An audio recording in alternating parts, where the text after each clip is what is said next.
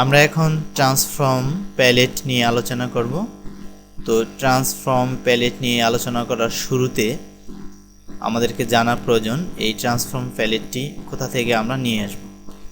এই ট্রান্সফর্ম প্যালেটটি স্ক্রিনে নিয়ে আসার জন্য উইন্ডো মেনুতে গিয়ে এই ট্রান্সফর্মে ক্লিক করতে হবে, নতুবা কিবোর্ড থেকে শিফট প্লাস F8 যদি আমরা চাপি তাহলে ট্রান্সফর্ম প্যালেটটি চলে আসবে। আমরা দেখতে পাচ্ছি ট্রান্সফর্ম প্যালেটটি অলরেডি চলে এসেছে।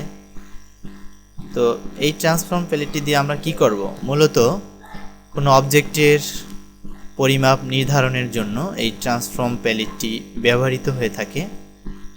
তো এখন আমরা দেখব কিভাবে ট্রান্সফর্ম প্যালেটটি ব্যবহার করতে হয়।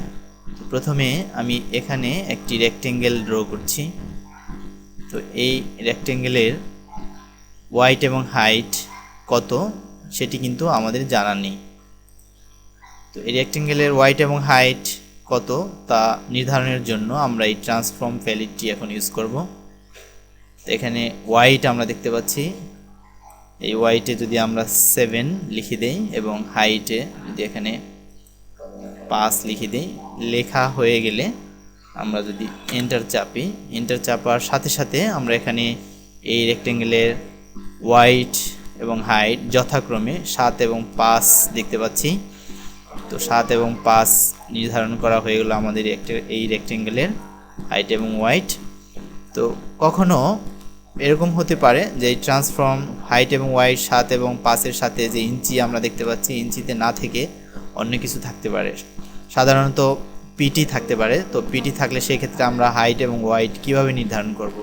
তো হাইট এবং ওয়াইড ইঞ্চিতে আমরা পরিমাপের জন্য যদি এখানে ইঞ্চি না থাকে তাহলে যা করতে হবে সেটি হচ্ছে এডিট মেনুতে ক্লিক করতে হবে। এডিট মেনুতে গিয়ে প্রিফারেন্স থেকে ইউনিটস অ্যান্ড আন্ডোতে ক্লিক করতে হবে। ইউনিটস এবং আন্ডো আসার পরে এখানে জেনারেল এখানে যদি পয়েন্টস থাকে তাহলে কিন্তু ওই মাপের সাথে পিটি এসে যাবে। কিন্তু আমরা যদি এখানে এই ইঞ্চি দেই, ইঞ্চি দিলে আমাদের এখানে হাইট এবং ওয়াইড আমরা ইঞ্চিতে পাবো। তো এভাবে কোনো অবজেক্টের পরিমাপ আমরা নির্ধারণ করব।